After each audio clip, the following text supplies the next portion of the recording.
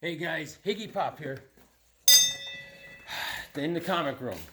I got to use the Speed Force today, so I borrowed Jake Garrick's helmet, and I got to be quick, and because the wife got big plans for Higgy Pop today. Yeah, so she wants to go to the beach and do a couple things. Tomorrow's her birthday. Tomorrow's out. I may not be around tomorrow, so today I used the Speed Force to get some stuff done.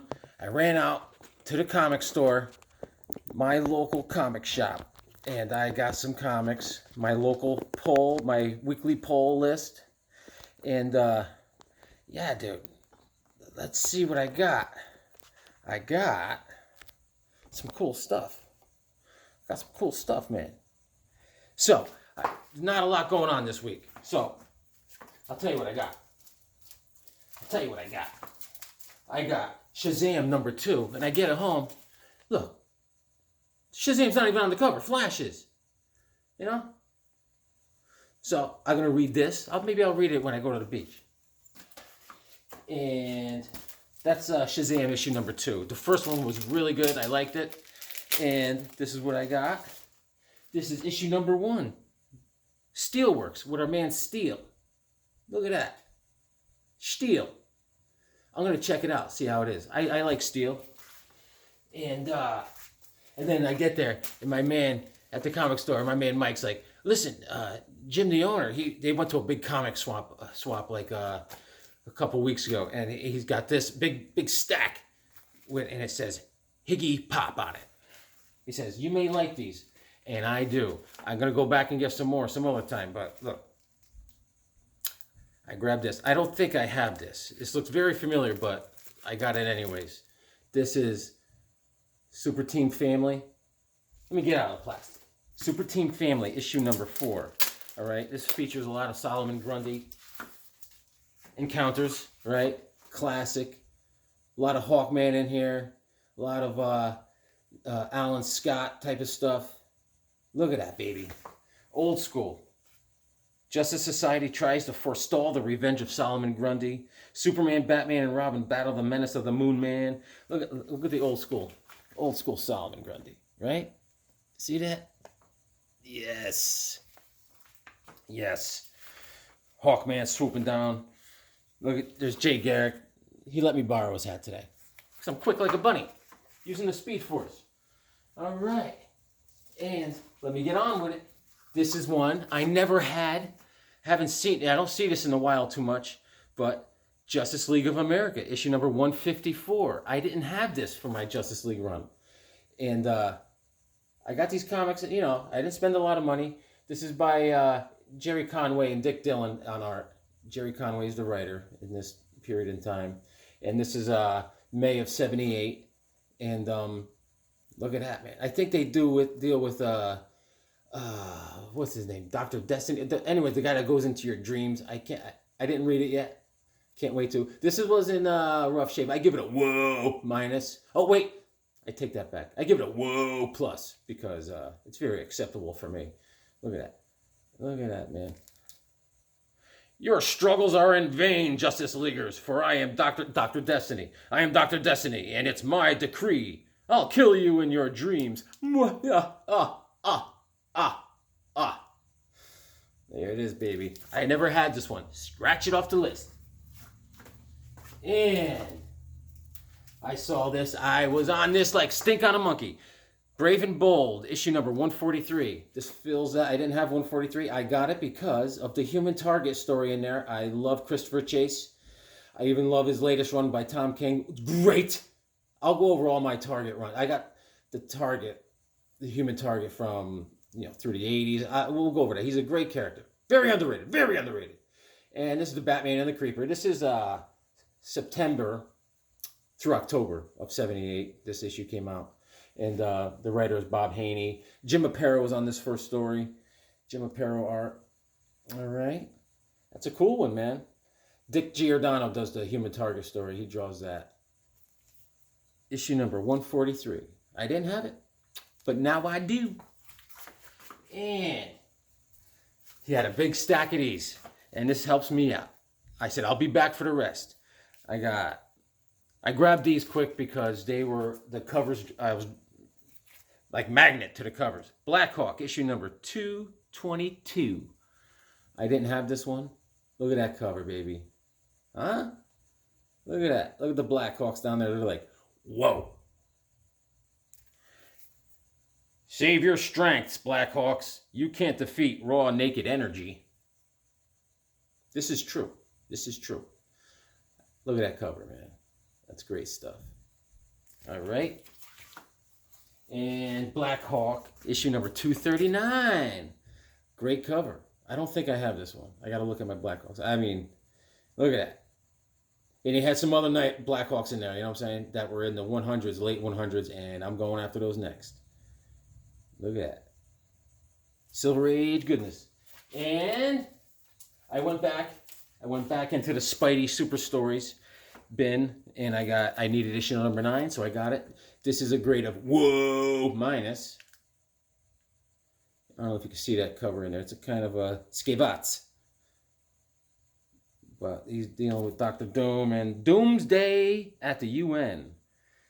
Spidey Super Stories. We'll open this up some other time when I get time. We'll see what's on the back cover. And Spidey Super Stories number 33. I didn't have this one. And this is for Dr. Silverage. A little Hulk action.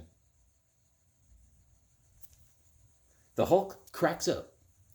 Maybe he's like John Travolta. You're going to die. You're going to crack up. Hey, Spidey, listen to this. Hey, yo, Spidey. All right, man. Looking good. Now. Oh, I wanted to go over something. Hold on. Steel. Where are you?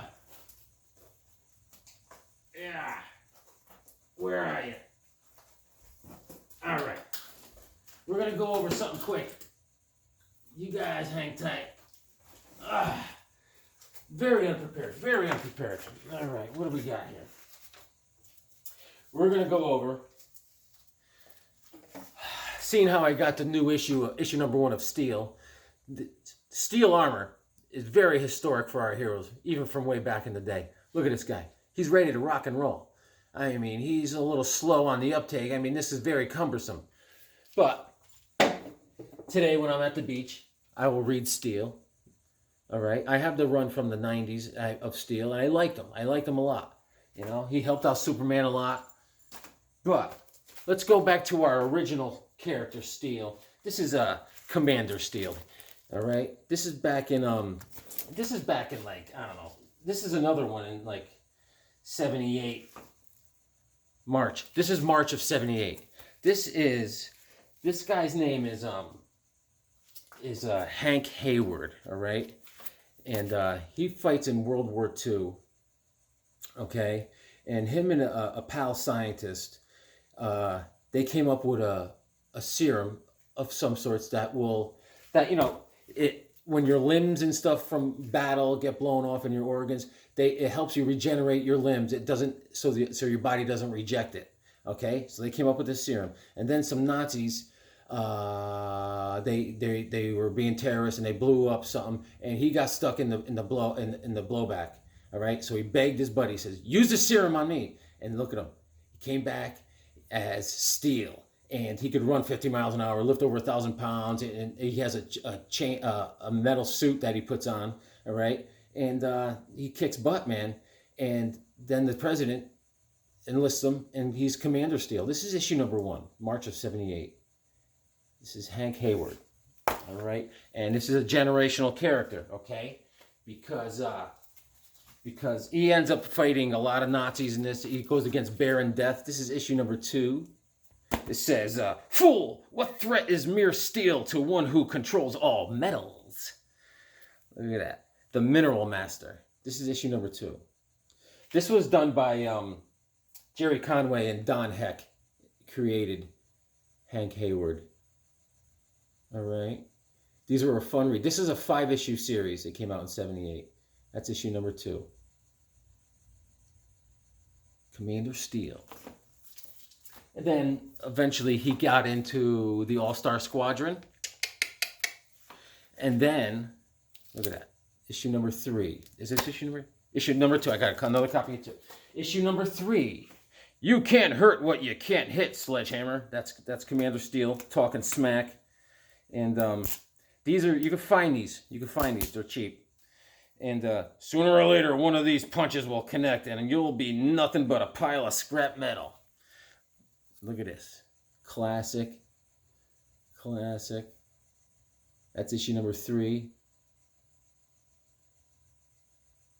All right, look at that, baby. Issue number 4, Steel, the Indestructible Man. My first grenade just softened you up. The next one will kill you. The ghastly grip of the Gadgeteer. Look at that art, man. Look at that art. It's explosive. He's a great hero, man. Generational, like I said. Citizen Steel, which is the third, that's a grandson, was with Jeff Johns in the JSA in 2007. And that's a great storyline. I got 2 copies of 4. The last issue of his run, Steel, the Indestructible Man. Issue number 5. He's fighting some sort of creature. If this swamp monster forces me back into the quicksand, then even an indestructible man can die. Another superpower of his, he could submerge himself for over 30 minutes. Did you know that? Okay. These are great art on the covers. I love it. Right? And let's see. Where's my, here we go. He came into the All-Star Squadron. At first with, issue number 8. See how it says? Featuring the sensational return of Steel, the Indestructible Man. That says on the bottom. That's issue number 8. All-Star Squadron is one of my faves. I got the whole run. I ain't bragging. I'm just saying. We're going to talk about it sooner or later. Look at that, baby. This is another one you could collect real cheap. And the stories are fantastic. And it has Hawkman because he's the chairman.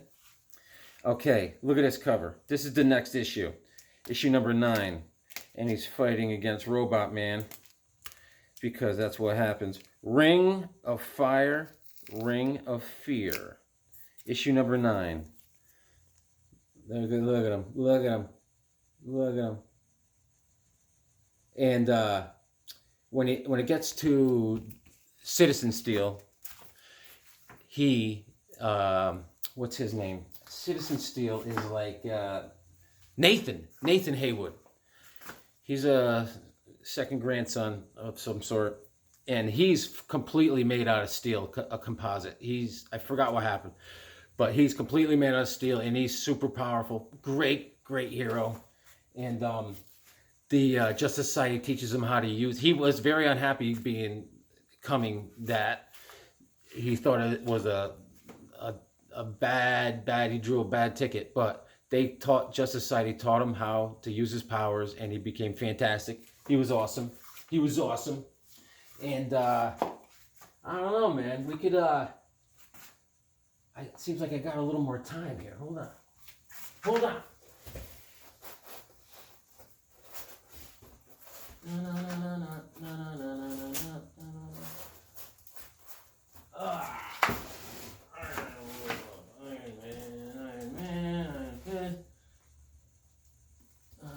Oh, here we go.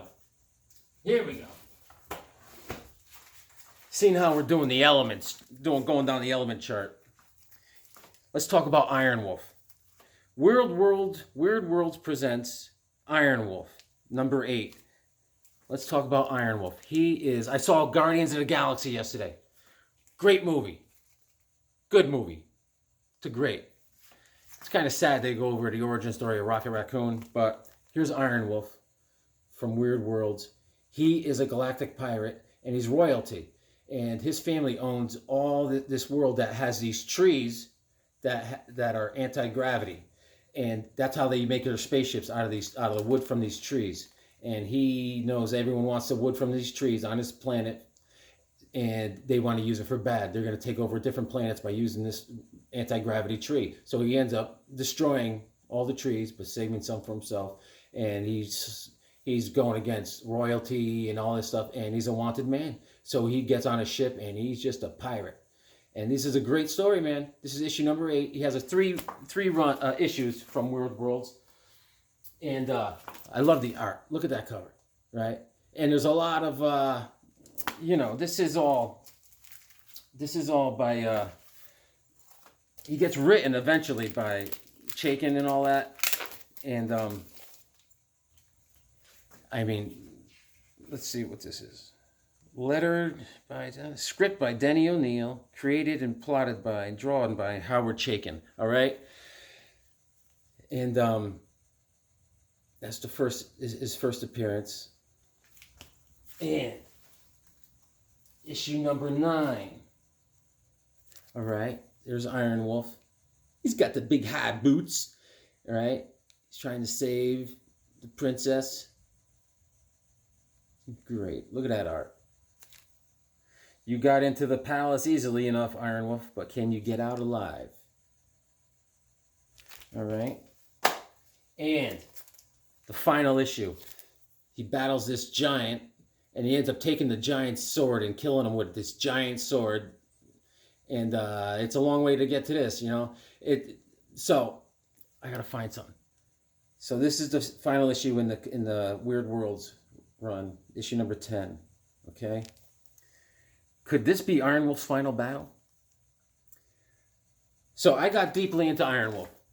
I wanted to know what was going on. Hang tight. And let's see here. Here we go. Look at me. Things are working out. I'm finding stuff quick. All right, look. Now, Howard Chaykin. So I wanted to deep dive into Iron Wolf. This is a trade paperback graphic novel. Howard Chaykin writes this, and you really got to put the work in to read this stuff.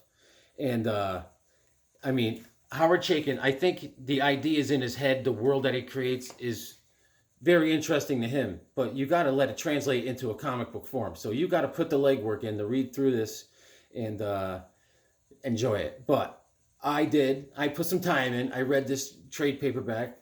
And you know, we're dealing with this kind of art, you know. And Iron Wolf goes on and on, man. He's taken on all sorts of high galactic governments, and like I said, those anti-gravity trees and all this stuff. There's a lot of galactic politics. There's a lot of beheadings. Look at the beheadings. You know, people are losing their head. You know what I'm saying? But this is something, if you want to get into Iron Wolf, he has a lot of people that he teams up with to do this galactic pirateering. One guy's a giant beast man he's teamed up with. And in this right here, Iron Wolf is an older fella. And he's still going, man. He's a pirate to the end. Galactic pirate. He's a guardian of the galaxy in the DC universe. Look at him go. So, that's all I got for today, guys. Read your comics. I'm going to go to the beach, and I'm going to read the new Steel, issue number 1, and that's what I'm going to do. You know what I'm saying? Stuff like this. If you read these comics, they'll make you smart.